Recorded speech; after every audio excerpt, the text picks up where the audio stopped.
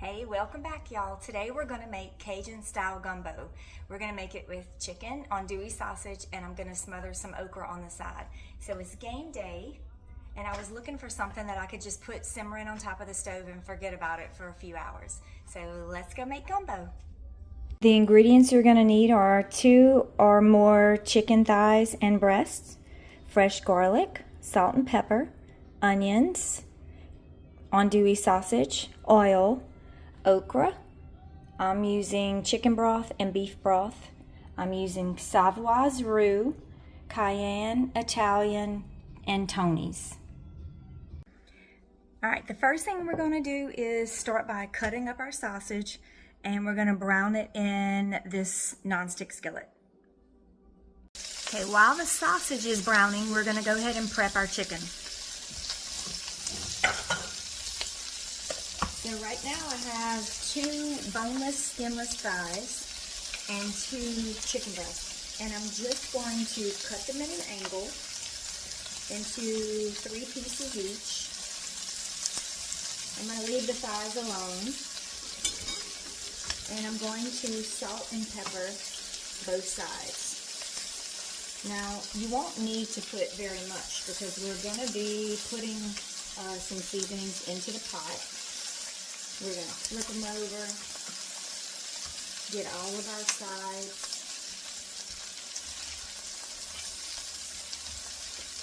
I'm going to not do the Tony's right now. I'm just going to put Tony's in it.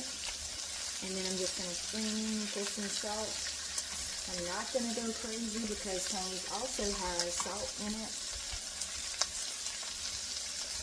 And then we'll set this aside because we're going to brown the chicken after in the sausage grease.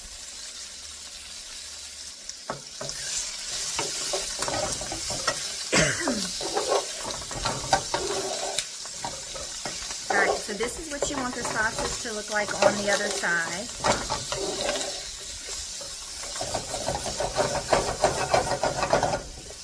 Spread it out.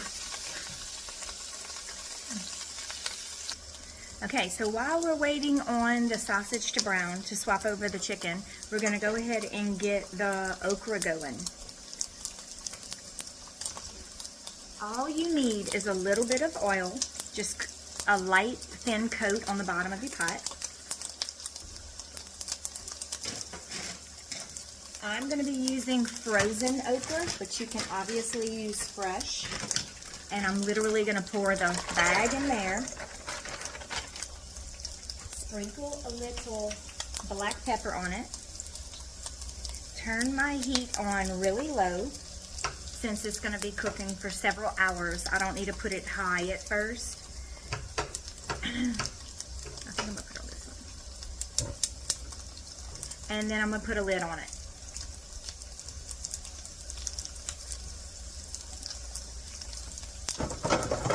And that's it. And then every once in a while, give it a little stir. And your okra is going to cook down and soften, and then you can just fix a bowl of gumbo and put a spoonful of okra into it. So I'm going to slide this to the back and get the gumbo started. Alright, let me put this burner for the okra on in the back. Alright, in this pot, we're going to do this the easy way. So if people tell you you have to make your own roux, make your own broth, all that sort of thing, don't necessarily go through that if you don't want to. This is very easy, just as flavorful. I'm going to put 2 boxes of chicken broth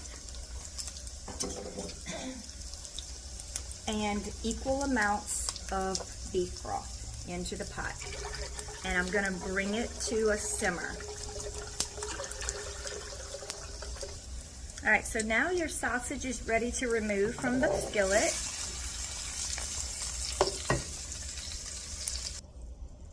And yes, you want it this brown. Promise you. Alright, now we're going to set our chicken in and don't touch it. Just spread it all out in the bacon grease and let it sit and get really good color on it.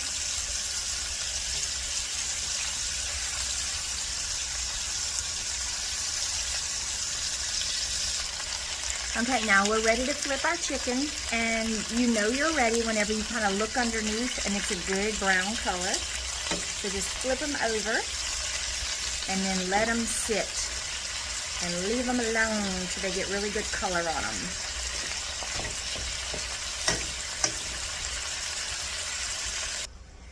Okay, so our chicken is done browning on both sides. I just put my sausage back in the chicken skillet so that it can stay warm while we're making our gravy liquid.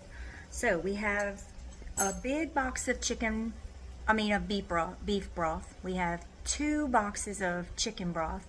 And now what we're gonna do is add roux. Now you can do this the hard way or the time-consuming way and make your own roux. And some people swear by that. Personally, somebody has done all the work for me. I am just going to take advantage of it.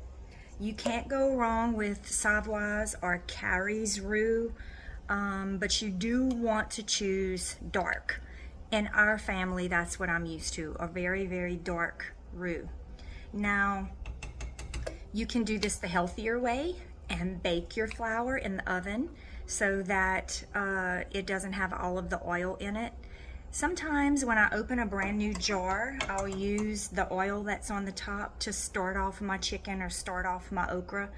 And I didn't do that this time, but normally I do. But just know that that's just good old vegetable oil and you can use it. I'm gonna use about half of this big jar, not quite half actually. So maybe half of a small jar would be the quantity, but I always buy the big jars because I will use it. And this depends on how thick you want your gumbo to be. I like a lot up front because at the end I can always add more water or broth to it to make it thinner. But if I cook my roux at the beginning with less than what I wanted, I will not have cooked the flour taste out of it. So you do want to be able to cook this for a long time. All right, so I'm gonna put it in. So you can kind of see, this is the big 32-ounce jar. I probably used a good 10 ounces of it. Now to this, we're gonna just give it a little stir. And our broths are already warming up. They were simmering. And it's gonna take a few minutes for this roux to dissolve. You can see it's still big. You can take your spoon and break it up, but it will take a little while, and you can see how the foam on the top, when this comes to a bubble, it's gonna get very foamy, and watch your pot because you may boil it over. But after that happens, when it does that initial poof and foamy and then it goes back down, that's what you're looking for. That's when you're ready to add all your ingredients. And you definitely want to cook it. It's probably going to take about 15 or 20 minutes for that to happen. In the meantime, I am going to go ahead and prep my garlic. And I bought this nifty little garlic rocker thing. We're going to give it a try today for the first time. So I'm going to set my garlic on top of it and just rock it back and forth. Oh, it works so well. And look, the garlic accumulates in a little dip. It's like a little boat. Neat little gadget. I'm just gonna rock it and keep on rocking it. And I am very, very okay with using jar.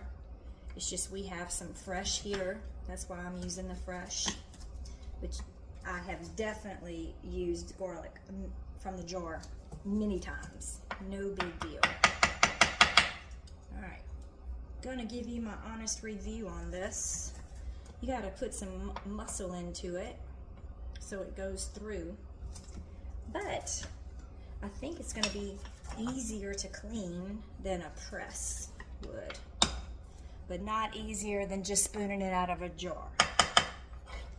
All right, now we're gonna wait and let this come up to a simmer. And I'm gonna boil it for like 15 or so minutes until it settles back down, and then we'll do the next step. Y'all check out Kevin over there in his little bed. Hey Kev, what you doing, buddy? Say hi. my shadow. Okay, this is the foam I'm talking about.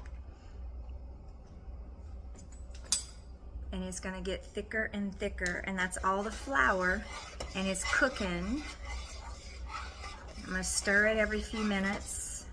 I'm gonna check the color of the gravy. And before I go too far, I can add more roux if I want to make it darker. Now, some people wonder what's the difference between Creole and Cajun gumbo. So Creole is traditionally a tomato based, and it was often made with seafood. Then later on it became more of a, you know, a catch-all where they would put seafood. Sometimes they would put meat with it, and it would have a lighter broth that was made from a butter-based roux. Now our roux is made from an oil-based, so it kind of fits into the Cajun category because of that, but not only that, but because I'm using chicken and sausage. And it is typically a darker roux. And I think that depends on where you live, where your people are from. And both of my parents are from Acadiana. And so this is what I grew up eating. It's what I know how to make and what I love to eat. And okra came to Louisiana by way of slave trading. And it came from Africa. But because everybody grew okra, our climate was conducive to it, it was incorporated into our meals. And it was an inexpensive vegetable, an easy to grow vegetable. And I like it in my gumbo, but because people are really particular about whether they eat okra in gumbo or not, I always cook mine on the side. So that's the difference between Cajun and Creole. Now personally, I'm Cajun, but I love gumbo that has tomato in it. I'm not bothered by that at all. So both of them are good in their own right. And since I'm doing this the easy way today, I'm doing it with, you know, the Savoy's andouille sausage. You can definitely go to your local meat block and get some really fresh andouille. You can definitely do a seafood gumbo with a dark roux. It doesn't need to be a tomato-based light roux to be seafood. You can do whatever you want with it. All right, so this is what I was talking about. The foam went away. Now it's just the gravy, and that's what you want. I'm gonna put in all of the ingredients now. I'm just gonna drop my chicken into there. Try to do it piece by piece so it doesn't splash all over me. And then we're going to dump all that sausage grease into the pot. Layers of flavor is what you want whenever you're making Cajun food. So brown your meat. Go through the trouble of browning your meat. Okay, all of your drippings into the big pot.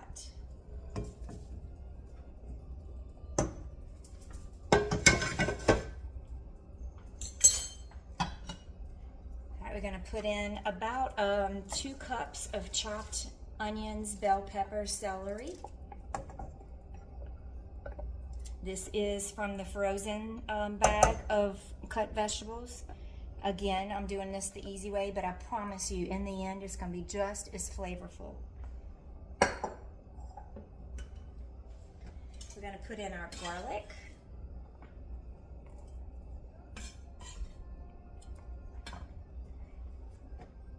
A little bit of cayenne. This andouille sausage is pretty spicy, so I'm not going to go too crazy.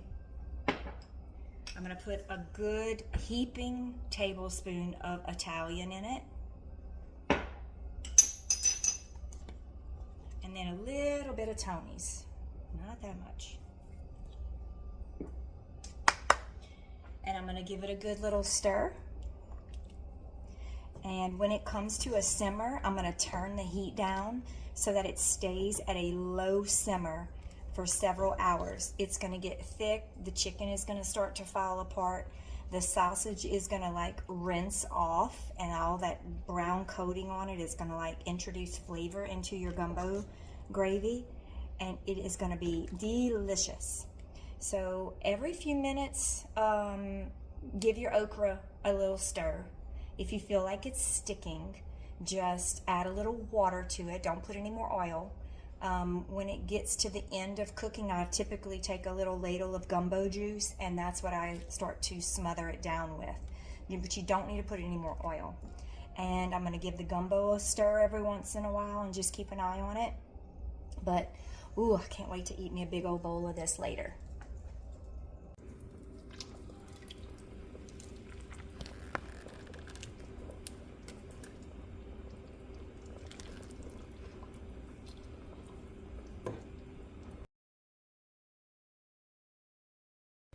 All right, let's give it a taste. Look, I know it's good.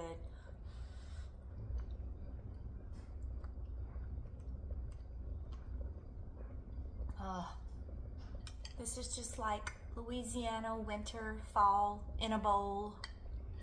It's delicious, spicy. I love okra so much, but you can leave the okra out if you don't like it. Hope you give this recipe a try.